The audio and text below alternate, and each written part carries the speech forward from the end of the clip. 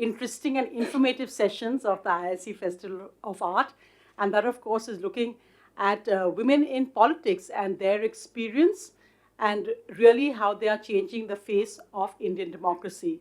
I'm very happy to be joined by Aparajita Sarangi ji. She's a member of parliament elected from Bhubaneswar. And Ms. Sarangi was, of course, a bureaucrat. And she was there for many years. In her first election, she won with a very good majority. She's had a number of accolades. She's also, of course, the member of standing committees in Parliament. She was also in 2023 elected as the Vice President of the International Parliamentary Union. And we're looking forward to hearing her perspectives. I'm also joined by Iqra Hasan of the Samajwadi Party. Iqra has been in LSR and she's won from Kairana again with a very strong majority. She was also studied at the Swaraj Institute in London.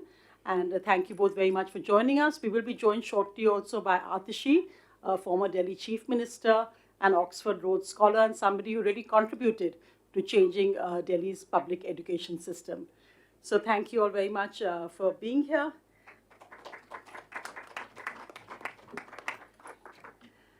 Aparajita ji, if I could begin by asking you, and I think today, despite political differences, the focus really is on many of the opportunities and challenges women in the Indian political system face. Now, you've come from the bureaucracy, so you spent your life's career there and now starting a new career. What are the big challenges and opportunities you've seen in politics, and what were the learnings, perhaps, that you brought from your IIS days here? A very good afternoon. At the outset, I would commend the efforts of the IIC setup for having organized this very relevant discussion and deliberation on women in politics. Friends, in the 17th Lok Sabha, where I had the privilege to be in, there was a colleague of mine who was sitting next to me, and she was from Bihar, fourth time MP. And she allowed me to look into her diary quotes. And I still remember that particular quote. A very senior leader of Bihar, a woman, very experienced, a veteran I would call her.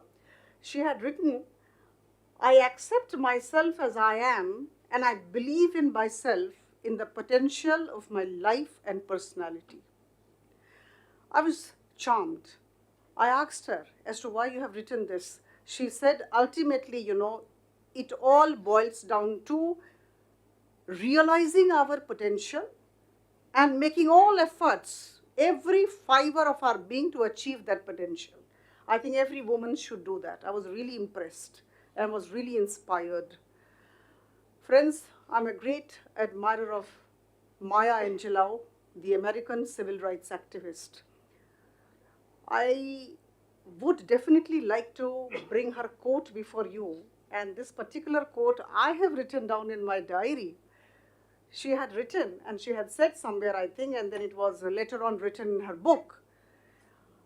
Every time a woman stands up for herself without knowing it possibly, without claiming it,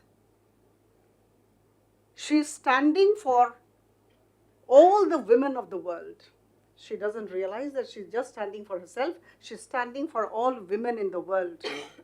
I was a bureaucrat in the IAS for 24 years, and there was no reason why I should have left that cozy life with a lot of luxuries, a lot of perks, and come to this side of the world, this side of the table, where I can only say that politics is the place which has given me a huge platform and has enabled me to connect with hundreds and thousands of lives on daily basis. So this is the enjoyment, this is the pleasure, this is the happiness, you may call it, I'm deriving from this particular field. I'm delighted to have Iqra with me. Though we belong to different political parties, we have a lot of appreciation for each other. We see each other in the Lok Sabha, but from a distance, treasury and non-treasury bench, you understand how it is, but we belong to one caste, and the caste is womanhood. Iqra and I, we belong to the same caste, and that's womanhood. But I'm delighted to find here my brothers too, men too, because it is always complementing each other, supplementing each other's efforts. And if you ask me as to how more women will come into politics, I have a lot of data, I have a lot of statistics. I would be actually bringing forth those statistics before you in the coming few minutes. But I must tell you that if we want to have women come up in this sphere, we need an enabling environment, and we need the dream and aspiration of women. When I say enabling environment, I mean an environment created not only by the government through its proper policies, but also by men and the community. Men are extremely important when we want women to come up, and vice versa. So I think this is at this I end, but I must say, in bureaucracy, 24 years I faced lots of challenges.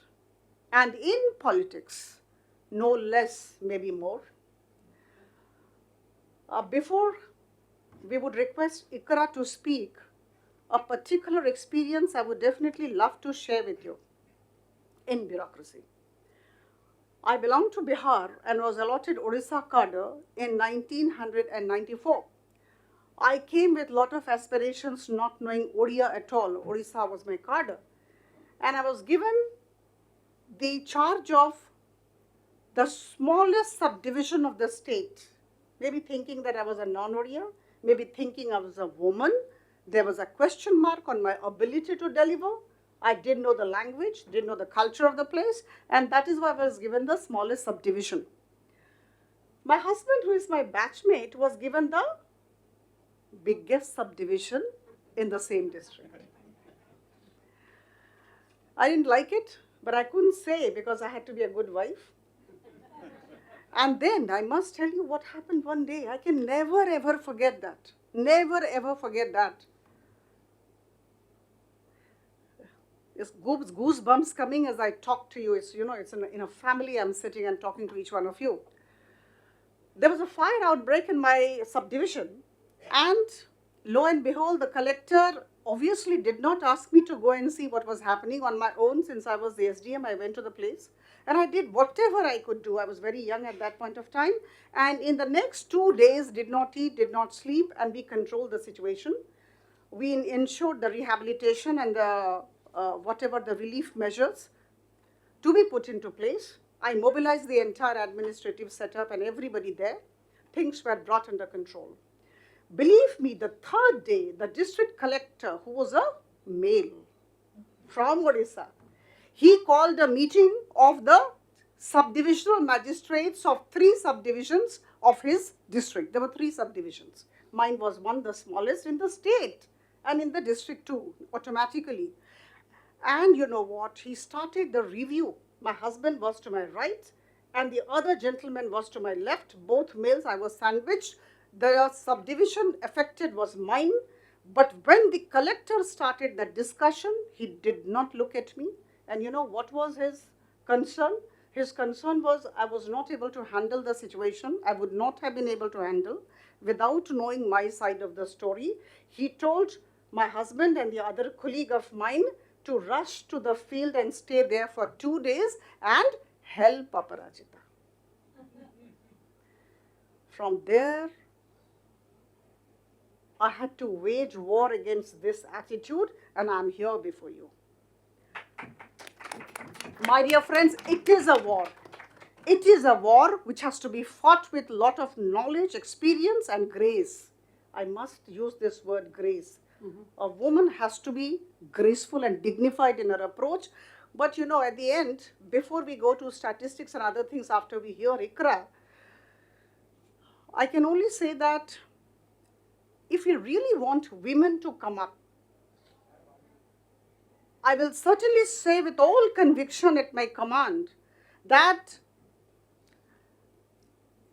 if women move forward, they are responsible and they should take the credit. And if women are not able to move forward despite the enabling environment, they are supposed to take the blame, not the enabling environment and not the people, not the husband around.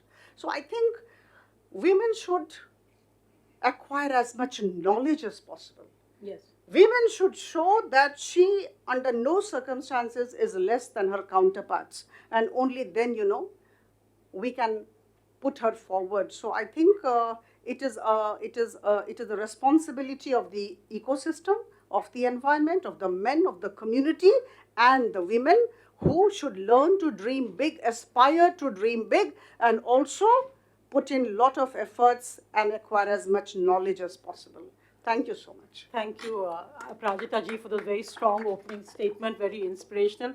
And we've just been joined by Atishi also, who's just coming in. So we'll just welcome to Atishi, former Delhi Chief Minister. Thank you very much for being part of this. Please. Hello, Atishi. Please. Hi, Atishi.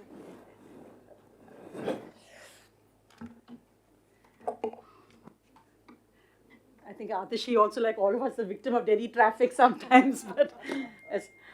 Iqra, if I can bring you in here, it's interesting because each of you with such different backgrounds, you of course come from a prominent political family as well in Kairana.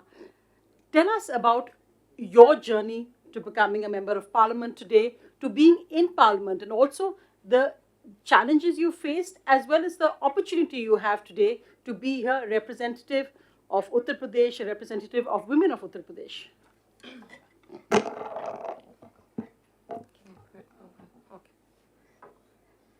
A very good afternoon to everybody present here, and I am very, very grateful to IIC for including me in this panel along with such dignitaries. And I'm extremely happy today because amongst us we have Dr. Gopinath here, and I had the fortune to study in LSR when she was the principal there. So, ma'am, I'm so happy that you're here. And all of us who have had the pleasure of the fortune of being in LSR, the spirit of feminism have been instilled in all of us. And ma'am, all the credit goes to ma'am, I think. I think a round of applause for that. So I'm very happy to be here.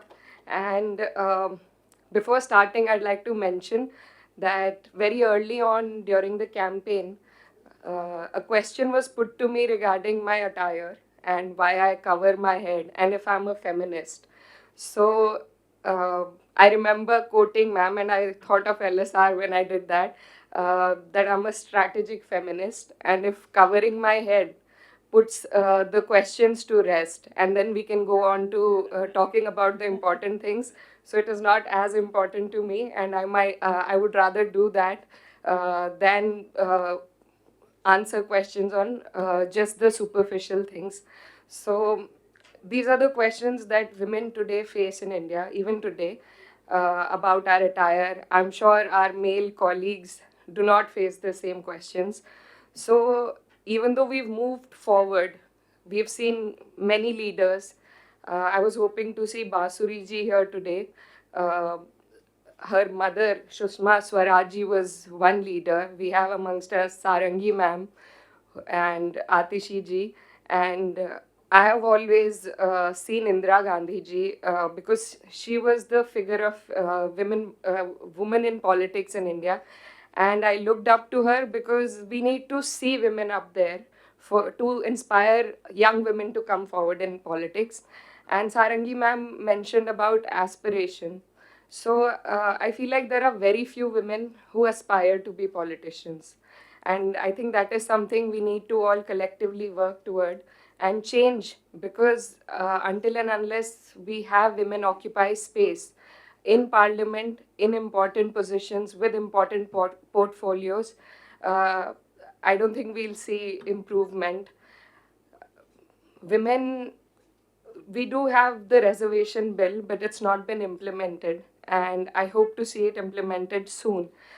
But apart from that, we have the 73rd and the 74th Amendment, which brought about women in the local panchayats, gave reservation to them. And even then, we see how it is being manipulated, how we have the Pradhan Patis who mostly take over the duties of the women representing in the local bodies. Similarly, we do not, I come from a political family, and I think there are very few people like Sarangi ma'am who have carved a space for themselves. So there needs to be, we need to create those avenues, open up those avenues where women can come forward organically as leaders. And I think there's a lot to be desired there. Also, the educational system, the constituency I come from is very rural. And so women do not even have the opportunity to learn there. So there is a lot that needs to be done. There is a lot that has happened. So I think with good leadership, we will reach where we need to reach. But for now, I feel very privileged that I am part of 74 women in the parliament. We are only 13%. So I get to speak on matters of women. I get to raise those matters and concerns. But I feel like we still need more women out there. Thank you, Iqra. It was wonderful to hear that strategy. But, and of course, Atishi, I mean, I think, as I said, I mean, today the focus is not on political differences, but what the other things we have in common. And I'm sure all women feel happy when a woman becomes chief minister. And somebody, again, with such an interesting background, completely away from politics, who came in, I think, was more focused on education, use that in the education system in Delhi, and then face the real politic of being chief minister. So a very separate, a very interesting short journey you've had in politics so far, long journey ahead. Tell us what you feel were the big challenges and the big opportunities you also achieved by becoming chief minister. So first of all, my apologies for being late. And I'm probably late because of other politicians and the fact that they tend to block the roads in central Delhi whenever they're moving from one place to another. But thank you so much for having me here. See, the world we live in is an unequal place. And I think that that is a starting point that all women have learned from the very times they have stepped out of their homes. Many times probably even before they stepped out of their homes, right? In terms of how in an Indian home a girl is treated, in terms of in a city like Delhi, where I grew up, where a girl of no age, a woman of no age can step out of their homes without feeling unsafe, where women, even at the highest levels of, be it the corporate world, the government, etc., I have friends who are lawyers, who are always worried about the fact that if they take leave to have kids, they will not move up the ladder to become a partner in their law firms or in the investment bank that they are working in. Inequality is a way of life for not just women in politics, for all women in the country. But I think that we have to accept that reality as it is. This is how the way the world is, and the fact that we are in politics, the fact that we are here, is to actually change that. So I do agree with Iqra on the phrase that she used on strategic feminism, because I think what we do need to realize is that there are very many big battles to be fought. Yes, of course, it's challenging to be a woman, and I think that, and it's not just challenging to be a woman politician. I'm sure if you ask all the women who are sitting here in this room, be it someone who's a teacher, be it someone who's an educator, be it someone who's a writer, someone who's a photographer, someone who's a lawyer, people face challenges from morning to evening. So do we as politicians. As a politician, if you were to see for most women politicians, the easiest thing to do, as Iqra said, apart from answering questions about what you wear, what you do, the easiest way to discredit women politicians is to raise questions about their character. All women who are in the public domain are always worried about this. But I can give you a long list of things to lament about how it is difficult to be a woman politician. But I think the real question is that for those of us who actually get here, what is it that we can do after that? It is not just enough to get here. I think the two really big things that as any woman who is in a decision-making position is how you can create more women leaders. And as someone who's a member of a legislative assembly, as someone who leads a constituency, I have seen that as a woman politician, I have been able to create a lot of women who would never have, women party volunteers who would otherwise never have stepped out of their homes. These are traditional homemakers who had never thought that they would participate in politics, participate in elections. And maybe if I wasn't the political representative of the area, they never would have. The interesting thing is that in this election, the particular opponent that I was fighting was particularly sexist, misogynistic, passing comments about women. And not just that, there was a lot of what is called in Hindi gundagardi during that election. And a lot of the women who were working with me, calls came to their husbands, to their father-in-laws, to their brothers, to their fathers, कि बड़े पर निकल आए हैं तुम्हारी घरवाली के. उसको लगता है कि मैडम के साथ घूम घूम के वो भी एमएलए बन गई है. But I'm so proud of the fact that all of these women who are really come from simple lower middle class families, who earlier would only have been busy managing their families, raising their children, were able to stand up to this kind of pressure and stepped out of their homes and campaigned despite so much intimidation from outside and from inside. So I think if we do get into this position, as women leaders, it is our responsibility to create more leaders. That is number one. But number two, and even more importantly, that if we do come into a position of power as a woman, we have to change the world for women. Because the fact is that even today, be it in terms of access to education, access to healthcare, the world is an extremely unequal place. I remember, I think around 2015, 2016, I was working as advisor to the education minister in the Delhi government. And I had gone to one girls' school, a government school in East Delhi. And I was speaking to the girls in the assembly and I asked them, how many of you have brothers who study in private schools? 90% of those girls raised their hands. I mean, it broke my heart. What did it mean? It meant that if a family had some income which they could spend on their child's education, they would spend it on their son's education, not their daughter's education. They didn't care.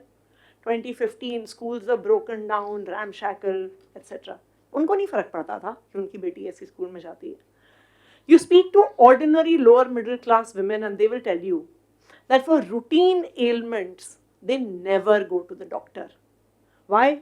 Because the doctor is going to charge 500 rupees as consultation fees, prescribe some tests that cost the same amount of money, give a huge prescription of antibiotics, vitamins, multivitamins, etc., which would cost another 500 to 1,000 rupees. And that total bill of 1,500 to 2,000 rupees is enough to rock the budget of the month. Yes. So they don't access healthcare. And when they repeatedly don't access healthcare for small ailments, that is what turns into chronic problems for them. So the women of our capital, of our country, and this is healthcare in Delhi. In other parts of the country, routinely, you see stories about how someone is carrying his wife for 40 kilometers just to access basic healthcare. So if we do come into this position of power, as women in politics, as women in decision-making positions, I think it's not just enough for us to get here, because probably many of us do come from privileged backgrounds as well. It's not just enough to get here.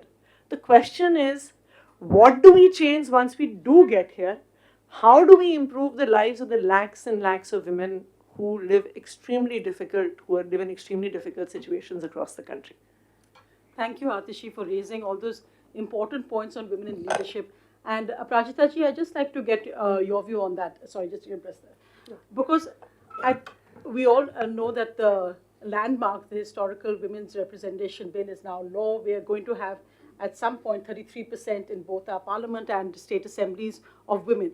That comes at a time when actually less women are getting elected than ever before. We know that in parliament as well, representation is down from the parliament before. We know that in state assemblies, be it Maharashtra, Karnataka just has 4% who are women. So it would be a complete sea change. But how do we go from reservation to actual representation, which I think is really the key focus of what all of us are talking about, to bring about a change, not just for women, but of course for Indians, citizens. And also, how do women politicians avoid being buttoned or pigeonholed into this gender defining them? As Iqra said, she gets a chance to talk a lot on women's issues, but of course women need to talk about much more. Absolutely. Than that. Why pigeonhole women? Go ahead. Very pertinent question and a wonderful observation. We need to move from reservation to representation. Friends, let me put the entire discussion in the perspective. I think we need to understand what's happening around us. And statistics and data are also important at times. With all humility, I would say that thanks to the government, I happen to be the Vice President of the Inter-Parliamentary Union of 182 nations. Absolutely, government's kindness towards me, I would say, acknowledge and appreciate that.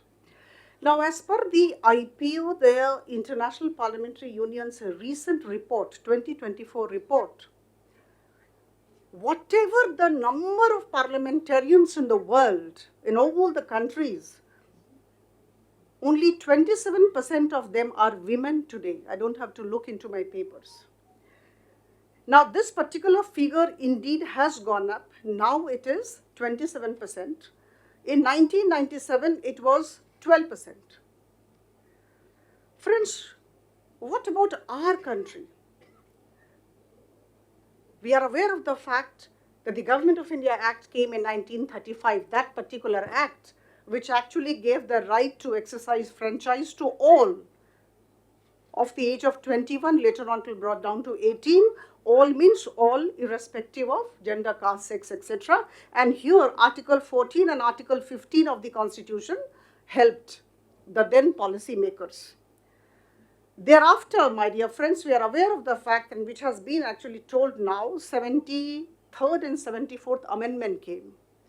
And for grassroots democracy, women were brought in the Panchayati Raj institutions and the urban local bodies. Now, you must know the number now. We have about 14.5 lakh women as elected representatives at that level.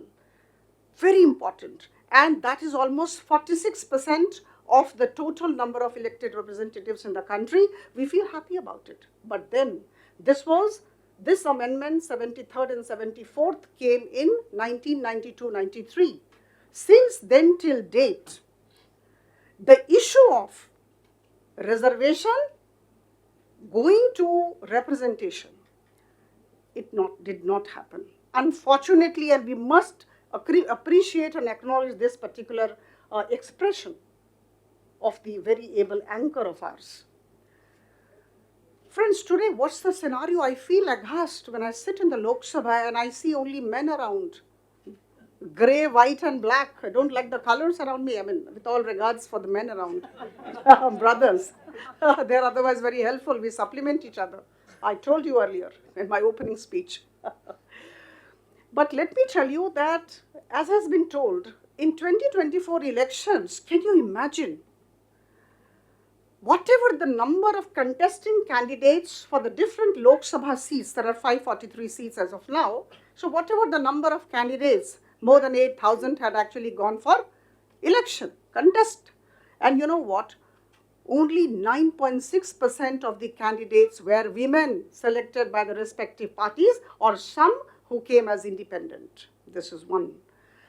Last time, 2019, this percentage was just 9%, went up to 9.6%. In 5 years, all the political parties combined took it up to just 9.6%. So imagine, there is absolutely no faith. As I told earlier, I underscore, I repeat, there is no faith in the ability of women to get elected. There is a question mark. And this is a male-dominated world, and we must accept this. I am not a great admirer of Mao Zedong's philosophy, but I will definitely like to say that I agree to one statement of his: women hold half the sky. When women hold half the sky, to sab kuch aadha aadha, 50%. Why not?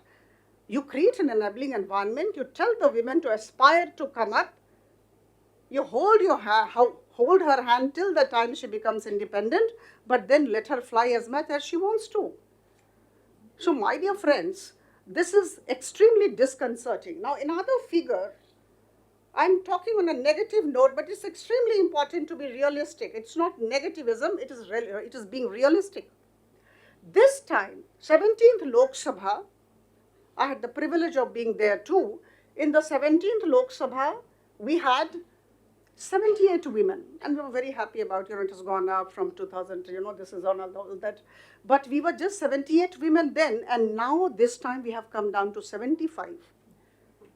And what is the percentage? It's a paltry 13.6%. Not even 14, I'll call it, 13.6%.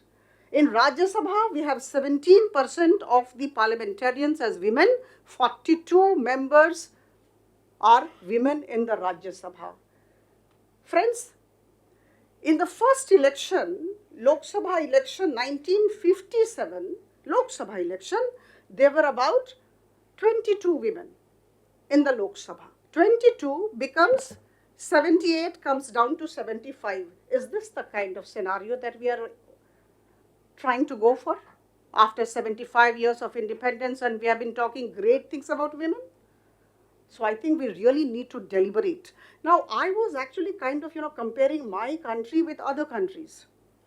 Other countries with lower developmental index.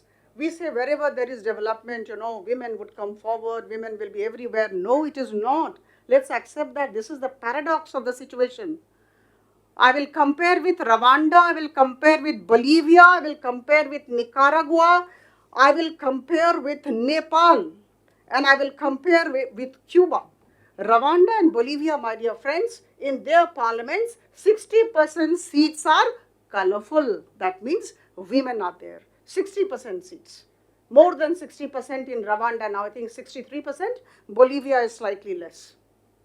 And let me tell you, Nicaragua has 53%, Nepal compared to us, very low human development index, but 33%, and we stand today as 13.6%, come down from 17th Lok Sabha. Is this something to be happy about? Now, friends, let's all be optimistic. Slow and steady wins the race, it is said, but then who has the patience for that matter? We have the Women's Reservation Bill. And friends, you must be knowing, many of you are much more capable and much more knowledgeable than I am. I must help you recall. In 1996, the Women's Reservation Bill had been drafted by the concerned ministry in the government of India. And there were years of deliberation going back, forth. Ultimately, fortunately, all of us gathered together and we had the Nari Shakti Vandan Adhiniyam. This is also contingent on, its implementation is contingent on the census and the delimitation. Let's hope it comes through. 33% reservation in the state legislative assemblies and the Lok Sabha. Yes. It is basically envisaging, that is what it is. So I think, and then, one major thing has been done by the government, which I would definitely like to put forth before you. We have, as I told you, 14.5 lakh elected women representatives. Sarpanch patis are there, Panchayat Samiti member patis are there, Jilla Parishad member patis are there, so they are all there everywhere. So from election, you said, right? From representation, from reservation to representation. In fact, let me tell you, the last sentence that I would definitely like to mention is that this government of India has done a good job. The Ministry of Panchayati Raj has come up with the Sashakt Panchayat Netri Abhiyan, to educate and empower these women, 14.5 lakh women. You have to think about the area, you have to speak out, you have to be articulate, and unless and until you have knowledge, you have content, you will not be able to actually put forth your views properly. So I think this is all it is, and one after the other things are moving in the right direction, but then sky is the limit. We all have to stretch out and reach it. It is not just the women, it is everybody's concern and everybody's responsibility. Thank you. Thank you for that. And in fact, it's been interesting because we've seen also at Panchayat Reservation that once, even though this worry about Sarpanch Patis, that women started winning more on general seats as well. So there's a ripple effect, which we hope we'll see in the Lok Sabha as well. But Iqra, if I could bring you in here. Aparajita, yeah, you want to add something? Yes. See, I think while we do talk a lot about these sarpanch patis, I do think that what we have to realize is that when a woman is sitting in that seat of power, it does change all the dynamics.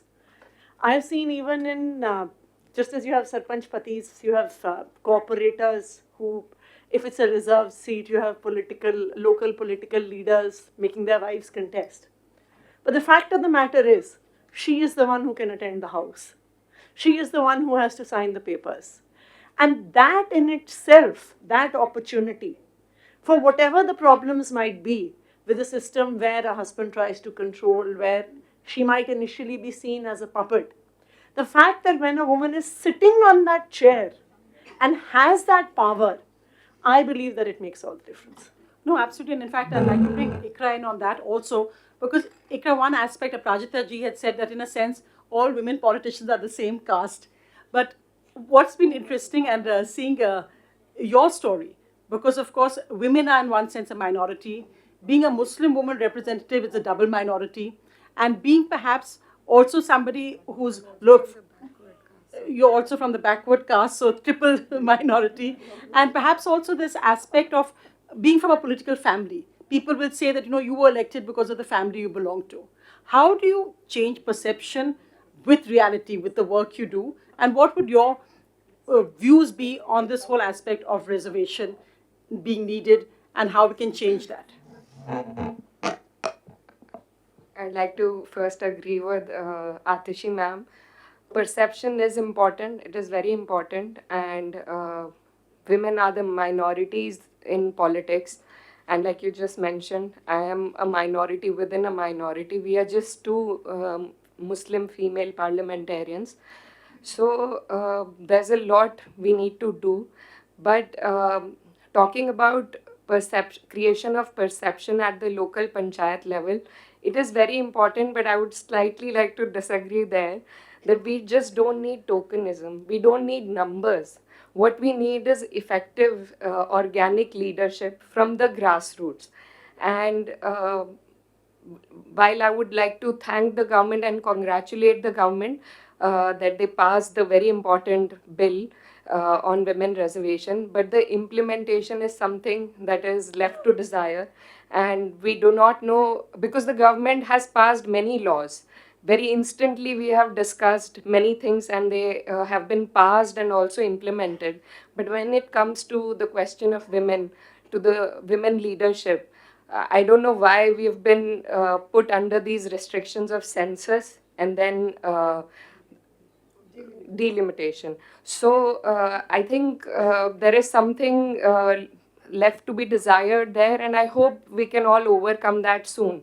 The main point that I like to make is that I'll tell you one incident. I would not like to disclose the name of parties, but a friend of mine was working with a political party as a group of consultants. So there was election, and they had reserved 40% seats for women.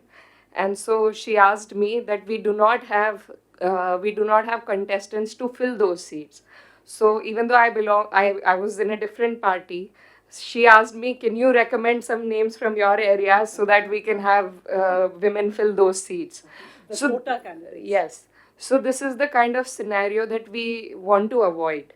So until and unless we open those avenues, we bring a change at the ground level where women will actually come up and then take up the space of the 33%. I think for that, the most important thing in my opinion, and we all think of solutions, this is something I have talked about earlier also. I think we need to also have reservations within the party system. Each party has to have, I feel, roles and representation within that party ecosystem, at least up till 33-40%, so that when the time comes, when the bill is implemented, we have those women who can then take up those spaces, and we will have a very effective leadership from those women. I think before that bill is implemented, we also, as parties, all the parties, we need to bring women on board, give them give them a place within the party ecosystem in their leadership role. And I think then we will have the effective leadership that we are all looking forward to create. And I'd like to, ma'am mentioned Rwanda, and that is a very great example. I happened to visit Norway with the UN Women as a delegation of parliamentarians, and I'd like to also discuss my experience. So we visited their parliament. They have about 45% women representatives in the parliament, and the way that they have done it is also something that we can learn from. They do not have reservations. They did not take up the route of reservation. They broke the shackles. Today, we are still a very patriarchal society if you look beyond Delhi and the metropolitan cities. So, how Norway did it is that they brought about maternal as well as paternal leave, so that the discrimination is done away with. Then they had creches where the state took on the responsibilities of the kids, so that women were freed from these traditional roles and burdens. And I think that is also something that India will at some point. I understand that we are demographically very different. We have a larger population. But at some point, we will have to free women from these traditional roles and burdens. And I think the government will have to play a major role when it comes to resources being implemented for women's health, for childcare. So I think all of this put together, I think we will only then be able to move forward. And this has been my experience. And I feel like there is, again, I would like to say, a lot to desire. But I think effectively, if we bring in policies that embolden women. And I'd also like to mention that today we have another issue, which is of the digital space. The digital space is now the new public space. And safety in that digital space is very important.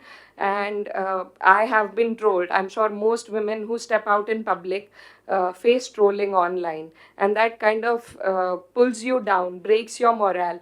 So, and I still feel that we do not have effective laws in place for the digital space. With the onset of AI, it becomes even more difficult.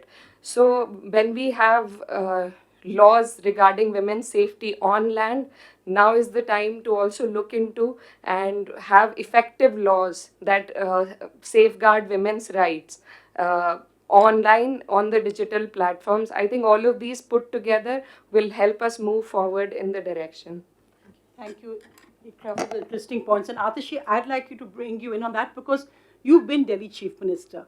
Now, we've seen that, in a sense, women entering politics, as you pointed out, is about the society that they come from as well. They can't just enter politics in a silo. It has to be whether they're supported by safe transport, a safe environment to go out, rallies are late at night, political meetings. That women need to be equal participants in a safe environment. Yet we see the whole attack that, for instance, crime against women, and there'll be a horrific incident, and a woman chief minister will be targeted for saying, you are a woman, you didn't protect women. One statement will be made, there'll be a cycle of media outrage, and then it all goes back to the same thing. Do you feel that sometimes it's almost a trap that you can't limit, for winnability is key? Indira Gandhi, known as the only man in the cabinet, the kitchen cabinet, that in a sense you have to deny being just a woman's chief minister, even though you are a woman who's a chief minister, if you get what I'm saying about that.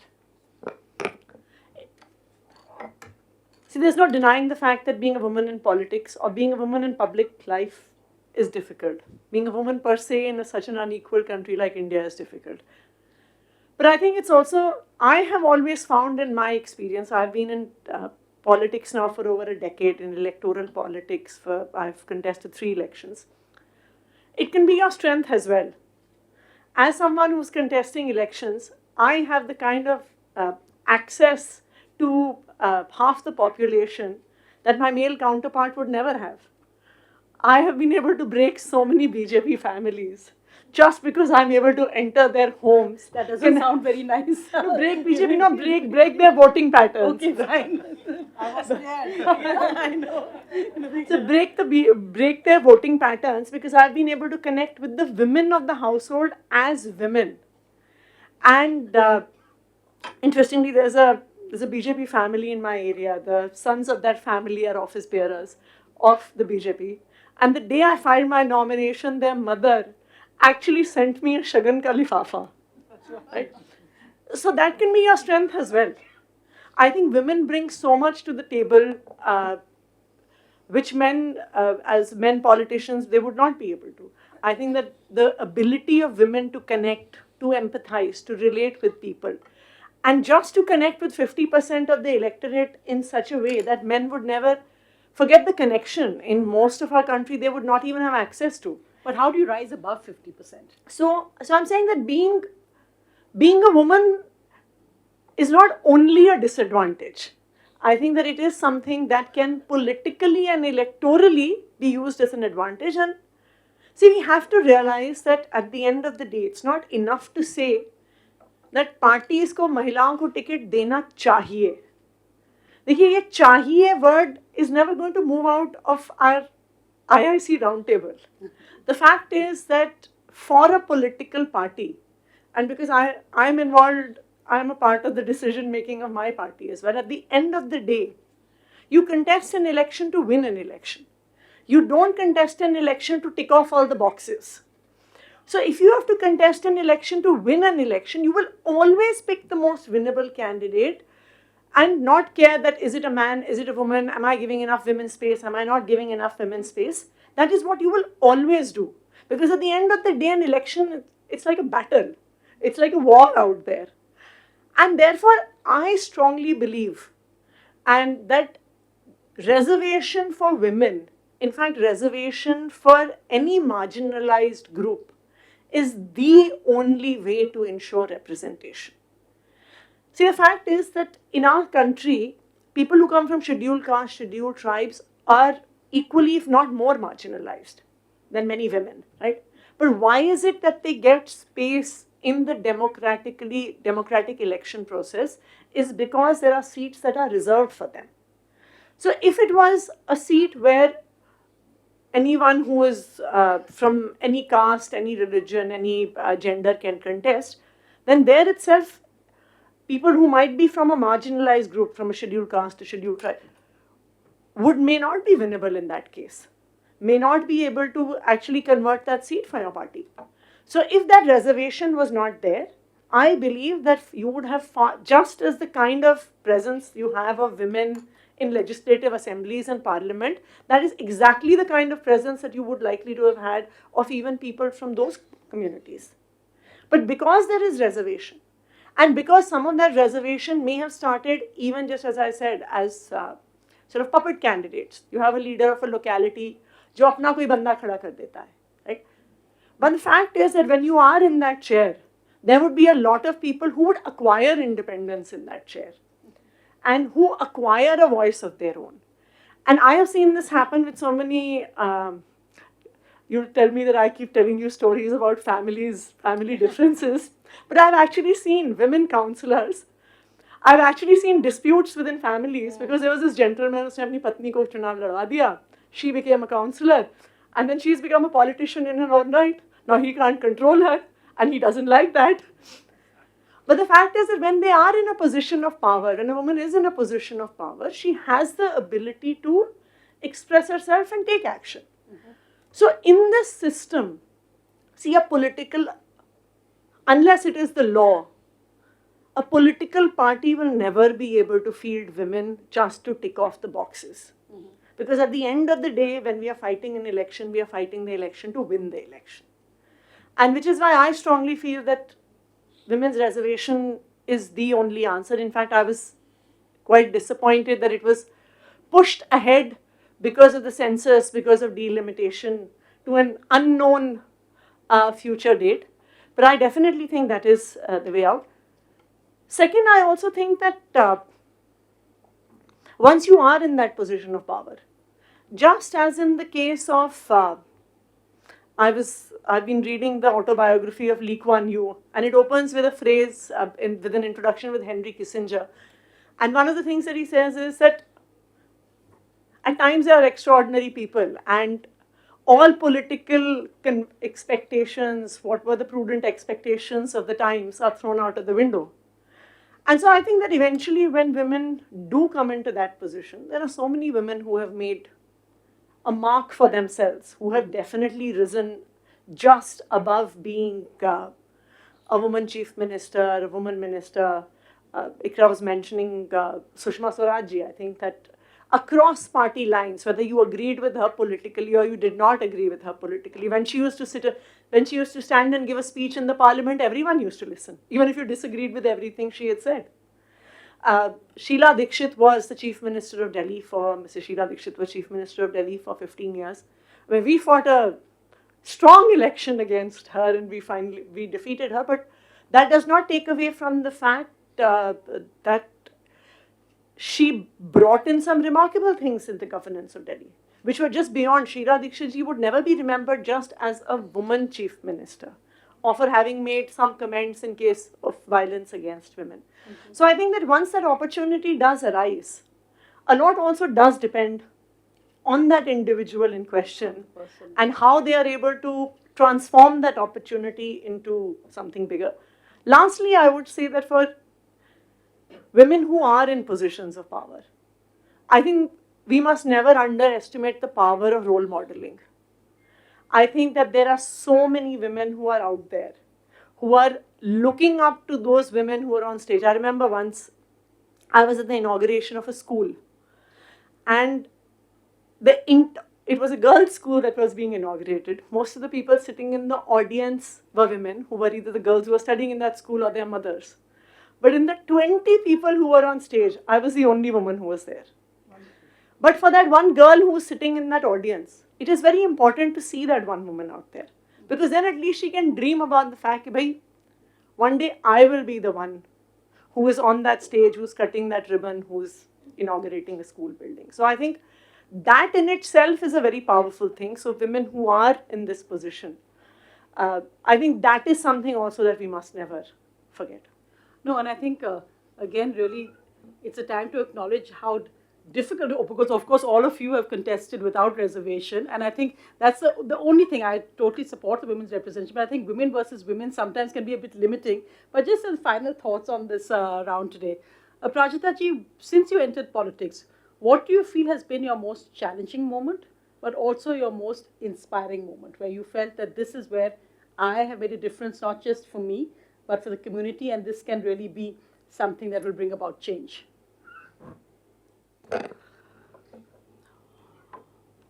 A couple of things very briefly before I come to the question that you have posed. Let's not forget, in this,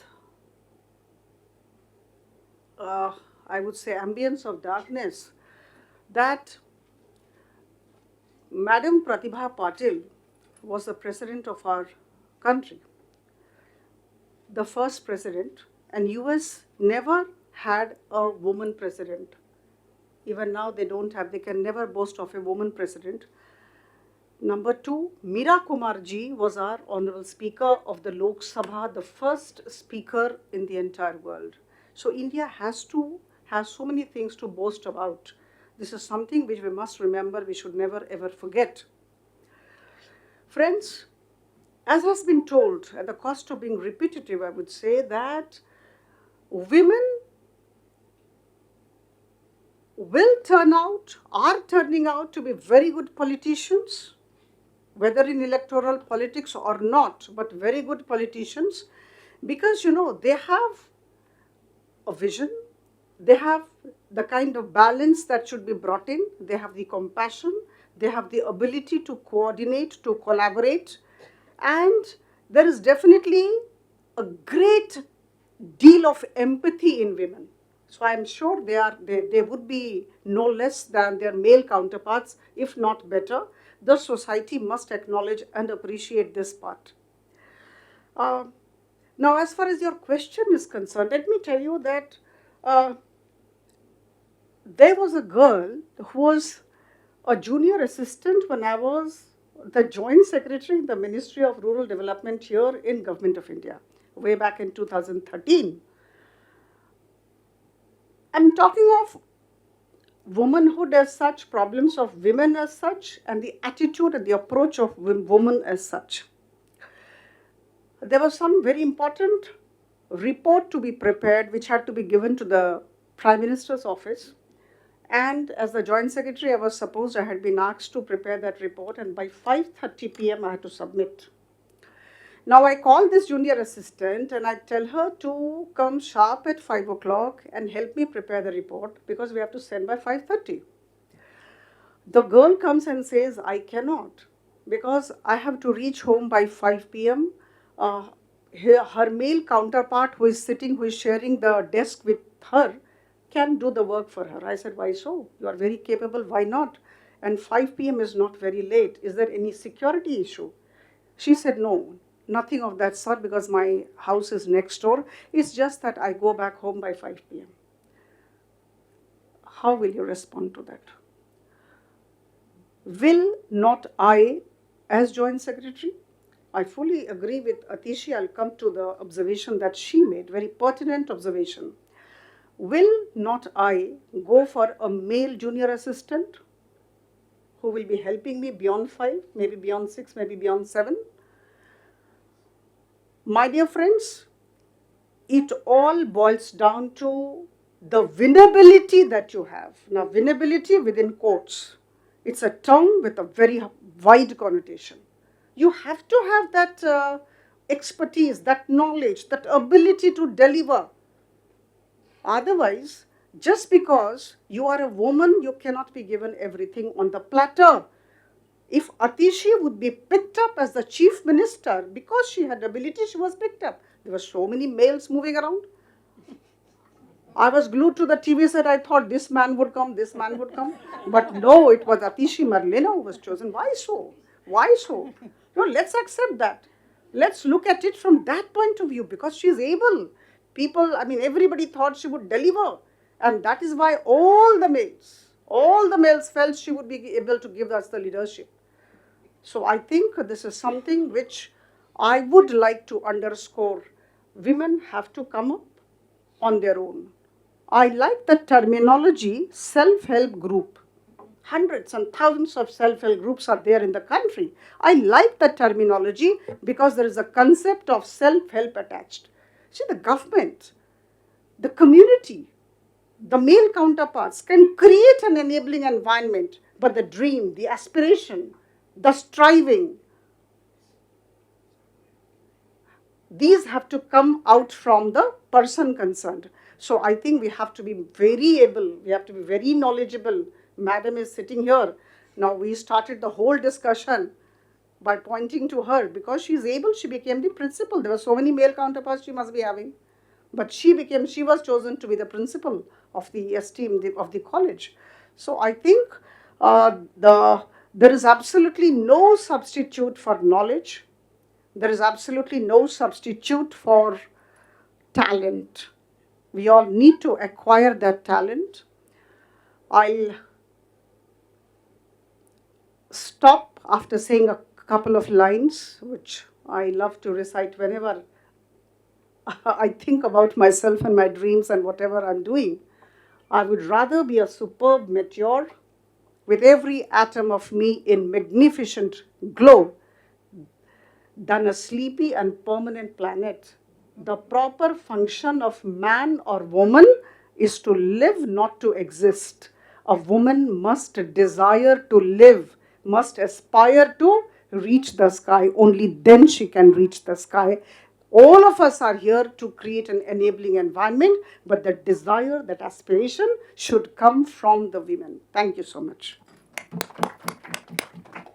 Thank you, Aparajita ji, and I must compliment really the grace with which you spoke about Atishi and which Atishi has spoken about other BJP leaders and Sheila. I think that's really a hallmark of why this is so different from television discussions.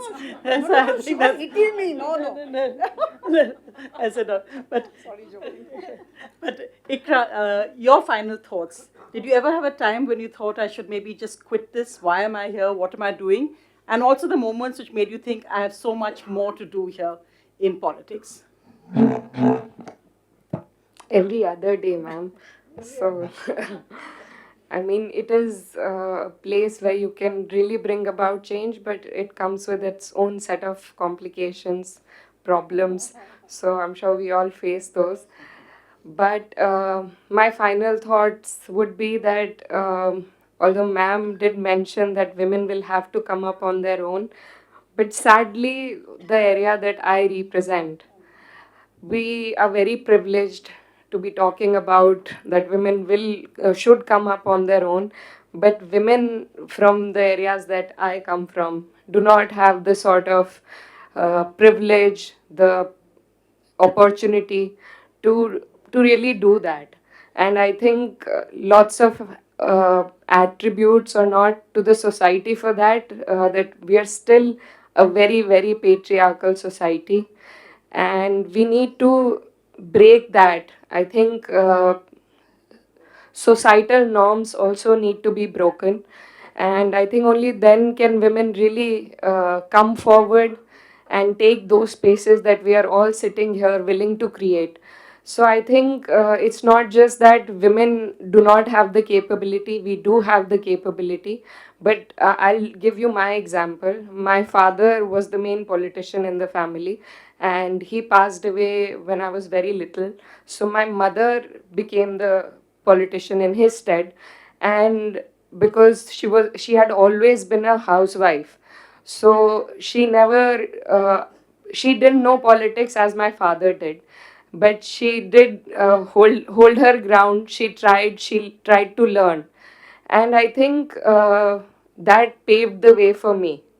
Now, with all the sort of education she has given me, and the kind of opportunities that have opened up for me, I think a lot of credit to my mother, because she didn't know much, but she still held her space with confidence. And I think that is how in politics women come up. Lots of women we see come from political backgrounds where they are the becharis. So it's either the widows or the sister or the daughter of somebody. And I think it takes generations for them to be organic leaders. I think my mother was that is how she came up. But for me, I don't feel I feel much more confident. I feel like I have much more to give. So I think what she did was very important for me to take this space. So I think that is how it is for everybody. And women, I think, feel do not have that kind of opportunity. They have family, societal pressures. And so for them to come forward, we really, really, really need to enable them, to uplift them. And I think once we are in these positions, I think I don't, I believe women are the best leaders, because they come with a lot of compassion, a lot of sensitivity, and we learn to juggle things, all the things from a very young age. So I'm biased, I know, but I feel like women leadership is the best kind of leadership in a country like India, because every day in news we hear news about differences and how people are trying to, leaders are trying to break the society. But I think what we need to focus on is the common thread that ties us all together, which is our country. And I think women, owing to their positions, owing to the things that they have gone through in their life, they learn at a very young age to take whole of their family together. And I think those values women can bring when they come into politics. And I think it will be a better day for us when there are more women leaders in this country. I think it's been wonderful hearing three such different perspectives, but with so many, a common thread binding them together, as we just said. We'll take some audience questions, but very briefly, because I mean, I know that all three of our guests are extremely busy, but we'll just take. Sir, we took it last time, so I'm going to take some other. Suggestion. I've heard very beautifully how women can contribute in politics. Keeping that sentiment in mind, please take your mind 21 years ago, 2004. I had contested as an independent candidate because I was just sick and tired of hearing India's shining example. And you know what happened that year? The TVs were blabbering all the time about how the incumbent government is coming back. All the channels were saying the same thing. But when I went to the ground, I must tell you, I was doing reverse campaigning. I was doing campaigning for myself. I was an independent candidate from New Delhi Parliament constituency. I was telling them that why do you always vote for symbols? Why don't you wait for the candidate? So they were telling me in the New Delhi Parliament constituency how bad the candidate was. So I said, then what's your solution? They said, well, what are you giving me? I said, I don't have anything to give you. I've just come here to do some campaigning for another way of campaigning for the anti-government. So they said, all right, so आप तो अभी candidate को नहीं पसंद करते तो आपका क्या है विषय? सर आप किसी को करो लेकिन ये गवर्नमेंट को नहीं आना है. Okay. So I did reverse campaigning, and believe me, what happened is another couple of people I knew as an independent, they were doing the same thing. And the Congress wasn't prepared to come back to power. And the incumbent government lost. So that's very interesting. But I'm just going to take some questions as well. But thank you for sharing that anecdote. Go ahead. You have a question. Go.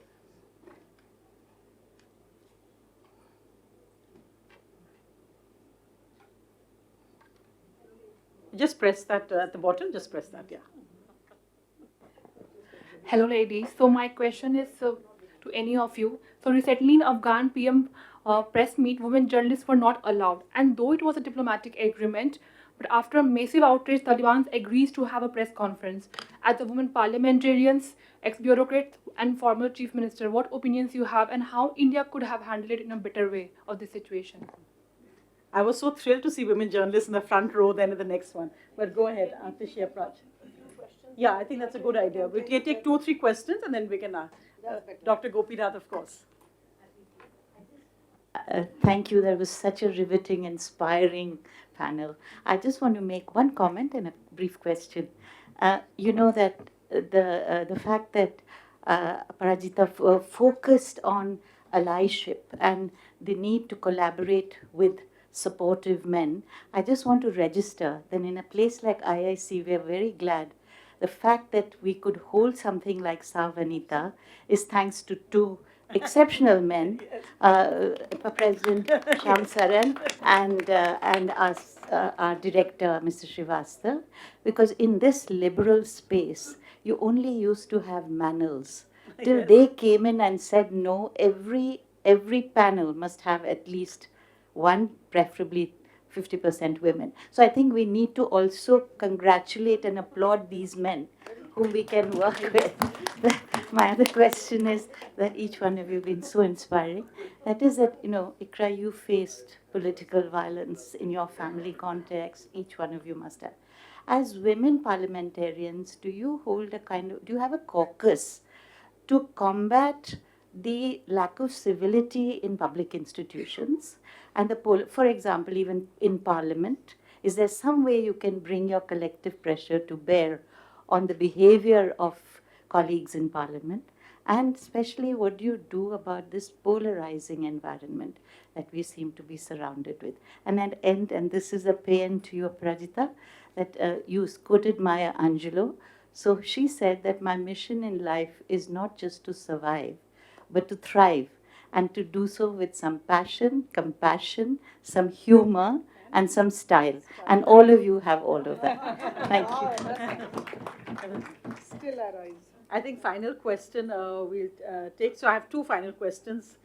I don't know, one here, then we'll end the questions. Go ahead. It's been 40 years since we have had a woman Prime Minister. So when do you think we'll have the next one? How many years will it take? Go ahead. Yeah, Madam Aparajita, the way you are articulate and compassionate about your issue of reservation and representation, why not to think of dual membership in each seat, man and woman? Dual membership. Like earlier we used to have scheduled caste and general, so it will be 100% for women also. So let us think of that also. Okay, so we can begin with you, Atishi. I think the question was raised on the press conference. First, bowing to the Taliban, then letting them in, and then of course the other issues, a caucus, a kind of collaboration. That's a very good question. So go ahead. Maybe I'll give a combined answer to some of the issues that were raised. Ma'am had raised this question about a caucus and about the lack of civility in institutions. So I'm a very personally, I'm a very strong believer in democracy. I think the real answer that we can give anyone is actually in elections. And that is what we need to remember. Because very often what happens is that many of us who are sitting in this room, many people whom we know, however socially engaged we might be, however politically engaged we may be in forums like this, we do not engage with this intensity on electoral politics. The election that I just contested in February 2025, it was a difficult election for the party, but it was personally a very difficult election for me.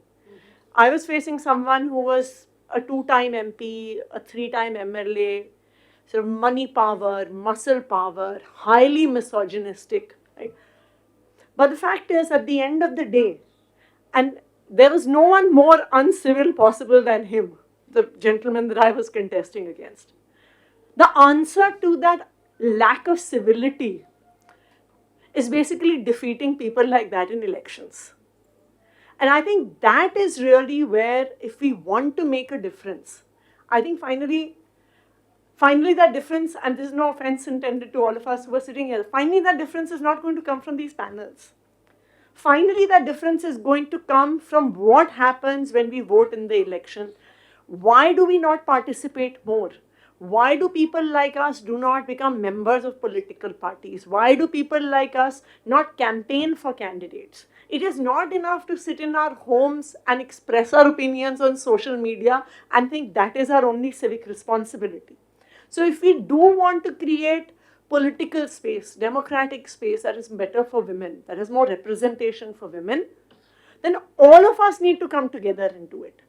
I don't think that it is just a question that what did one person, of course there is just so much rubbish that flies around, right? There is so much rubbish that happens on the online space, not just for women, for men as well.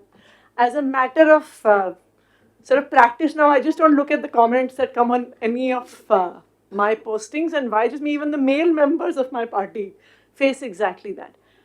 But at the end of the day, it is nothing succeeds like success. I was able to become the chief minister because I was an elected member of the Legislative Assembly. People stepped out of their homes to campaign for me. People stepped out of their homes to vote for me. Today, I'm the leader of opposition, and it's interesting. Delhi is interesting in that we have barely 6 or 7 women in an assembly of 70 women, but the chief minister is a woman and the leader of opposition is also a woman. Right? So the fact is that unless we send women there, unless all of us participate in this electoral process, nothing is going to change fundamentally. It is not going to change by participating in discussions. It is not going to change by participating, by giving our opinions on social media. I very strongly feel that we all need to step out and do something more than that. Thank you.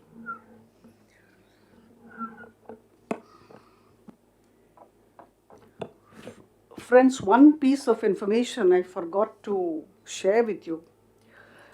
We were talking about the 1/3 reservation in the urban local bodies and the Panchayati Raj institutions, which was enabled by the 73rd and 74th Amendment.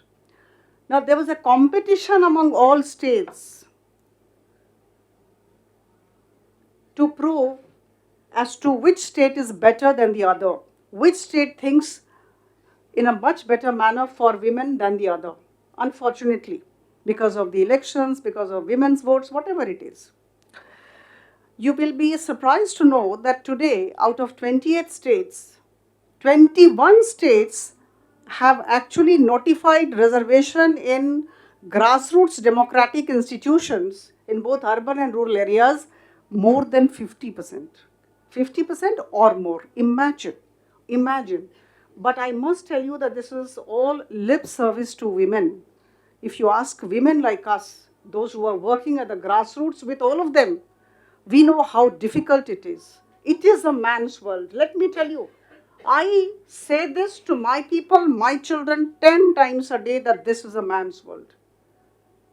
And in this man's world, we have to excel, we have to come up, we have to prove ourselves. So this is the challenge. In fact, there is a great sense of, I wouldn't say anger, but a great desire to prove myself as a woman leader. And I tell you, I represent Bhubaneswar, the capital city of Orissa, in the Lok Sabha. This is my second term. Every day is a battle.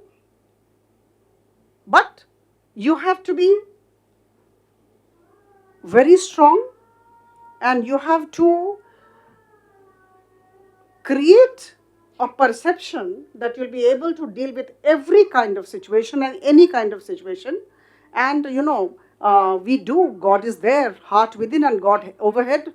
We fight it out and we are here. It is a struggle for all women, despite the fact that 21 states, 50% or more are women, reservation at the grassroots. So that's how it is. I just wanted to put the picture before you, the right picture before you. Friends, coming to the questions. Press not allowed, women journalists not allowed. My personal opinion, that kind of meet should have been boycotted. Men and women should have been allowed, and if you ask me, I would have boycotted. But this is my personal opinion. I cannot go beyond that. I have my own constraints. This is one. Number two, Madam said a wonderful thing about the caucus, the association of women coming forward to ensure civility and all that in the parliament. It's a wonderful idea, which will definitely take it forward to the Lok Sabha and discuss this. But let me tell you, I'll give you an example. Something like this had happened very recently in the last Lok Sabha session. Iqra will bear me out because Iqra's party leader, one woman MP, very respected, she faced some kind of attack from a particular person for some reason. All of you are aware of that. And Iqra was also there with her. I tell you, the Bharatiya Janata Party and many parties, I'm not talking of my party or that party or that party, women came out in large numbers and supported her, though she belonged to the other party, to the opposition. This is just an example, but having said that, let me tell you that there should be an association. When these things happen, cutting across party lines, we all should be one. I told you when I started my speech, I said we should always think all women should belong to only one caste, and that is womanhood. So I think that is what it is. So I think that's a wonderful idea, madam. I will definitely take it forward, and if I can contribute, if Iqra can contribute, because both of us are there in the Lok Sabha together, we would definitely like to carry it forward and do something very concrete about it. Wonderful suggestion. There are certain issues which we cannot answer, that we have to accept, but overall I must say that I reiterate, when I left bureaucracy and I came here, I knew there would be many challenges. I was very much within a wonderful comfort zone when I was a bureaucrat. The luxury of life actually got on my nerves and I quit. It was so much of comfort that I thought, there should be challenge. And I came here this side. And I tell you, life is full of challenges, but that's the beauty of politics. There is a struggle, and that is the beauty of it. We have to fight it out. I always say, if you cannot fight, please don't come to politics. It's a difficult arena. But if it is possible for man, it is also possible for woman. She can do better, in fact, if she is a serious politician. We have to be serious about our job. Because as all of us have said, we have more empathy, we have more compassion, we can collaborate more, we can coordinate more, and we can balance out things, and we are multitaskers. Thank you. Good suggestion, we'll take it forward. No, I think in women's reservation, perfect can be the enemy of good. So now let's celebrate that we at least have 33%. And of course, there are many amendments and ideas. In fact, dual membership was discussed as well. But I think Iqra, final thoughts from you for what's been a wonderful afternoon. She's answered all of them for you. Okay, I think we do. It has actually gone over time, but I don't think anyone realized that because it's been so fascinating. But I want to thank all of you, Iqra, Atishi, Aparajita ji, really for sparing the time. It was fascinating. Thank you.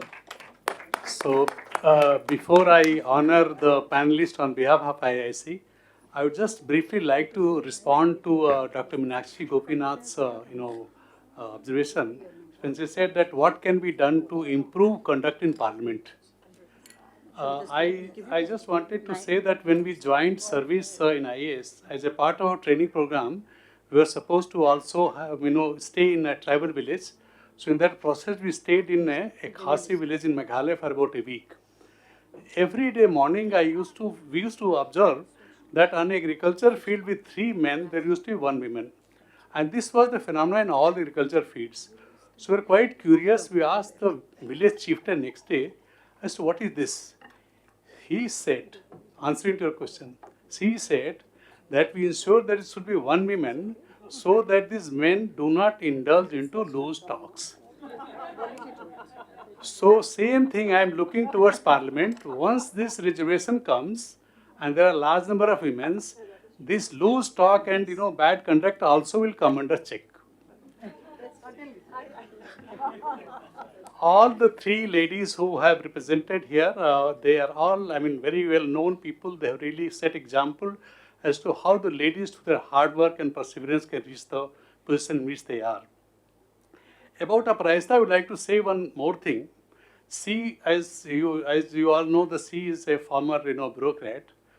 She has also proved as to how a bureaucrat, with her hard work, by winning the confidence of the local people, can reach higher positions. Look at, she came from Bihar, went to Orissa, then plunged into politics and that too decided to contest from Bhubaneswar constituency, from where BJP had never won, never in the history. And when the election took place, in Orissa, the assembly election also took place simultaneously. In her parliamentary constituency, there were 8 assembly segments. In all these 8 segments, BJP lost, but she won. Wow. This only goes to show that as a collector of Bhubaneswar and as a municipal corporation commissioner of Bhubaneswar, the kind of work she did, that really endeared the common citizenry, and that she has been rewarded. So this is an example even for the bureaucrats as to how this will work. So with these few words, let me honor all these 3 great political personalities. Okay.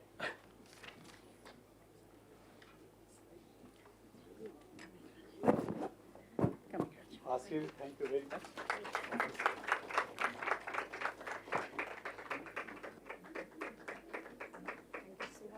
Kind words.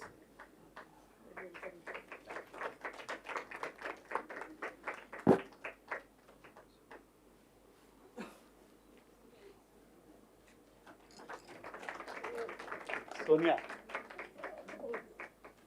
Thank you. Thank you so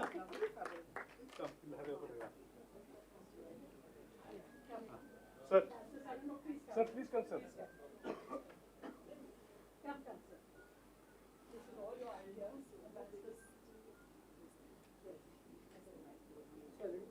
Are we getting these photographs? Yes, you'll get.